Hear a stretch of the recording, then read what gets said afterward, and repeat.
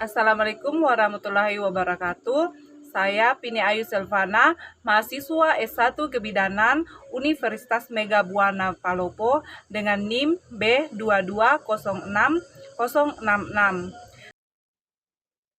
Di video kali ini, saya akan membahas tentang evidence-based hubungan asupan cairan ibu hamil terhadap indeks cairan amnion. Air merupakan komponen terbesar tubuh kita, yaitu sekitar 60% berat badan. Komposisi cairan tubuh terdiri dari cairan intraseluler 65% dan cairan ekstraseluler yang terdiri dari cairan interstisial dan plasma sebesar 30%. Air harus diperoleh dari makanan dan minuman setiap hari karena air yang dihasilkan dari metabolisme tubuh saja tidak cukup. Kehamilan cukup bulan menyebabkan peningkatan berat badan sekitar 12,5 kg. Sebagian besar terdiri dari air, sehingga total cairan tubuh meningkat 6-8 liter yang terdapat di cairan amnion, plasenta, dan cairan ekstraseluler dan intraseluler. Kebutuhan cairan sangat tergantung terhadap asupan energi dari makanan, yaitu 1-1,5 ml cairan untuk setiap kilogram kalori asupan energi. Kebutuhan energi saat kehamilan rata-rata meningkat 300 kkl per hari, atau karena itu ibu hamil memerlukan setidaknya 300 ml asupan air tambahan. Nilai ambang osmolalitas plasma terhadap rasa haus dan sekresi antidiuretik menurun terjadi pada awal kehamilan, kemudian konstan pada kehamilan lanjut, menyebabkan peningkatan retensi cairan. Hal ini dibutuhkan ibu untuk mempertahankan keseimbangan cairan tubuh.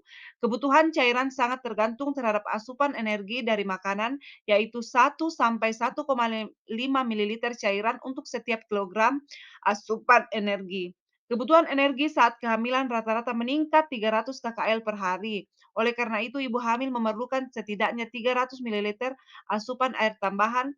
Pada umumnya, ibu hamil dianjurkan untuk minum minimal 8-10 gelas air setiap harinya. Volume cairan amnion yang adekuat adalah syarat untuk perkembangan janin intrauteri dan keluaran neonatus yang baik.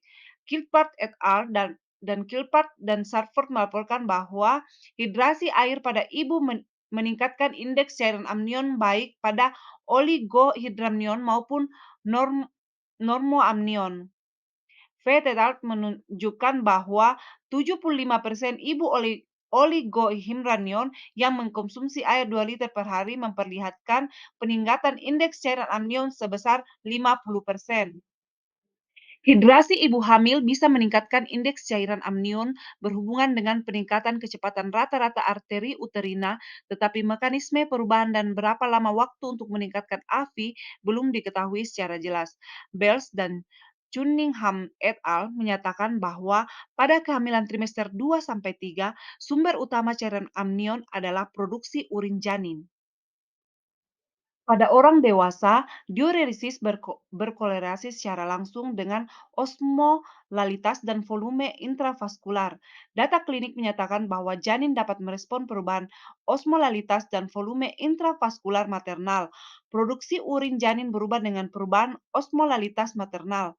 Studi Battaglia et al. Menyatakan bahwa pemberian cairan intravena pada ibu hamil berpengaruh secara bermakna terhadap perubahan tekanan osmotik total plasma janin.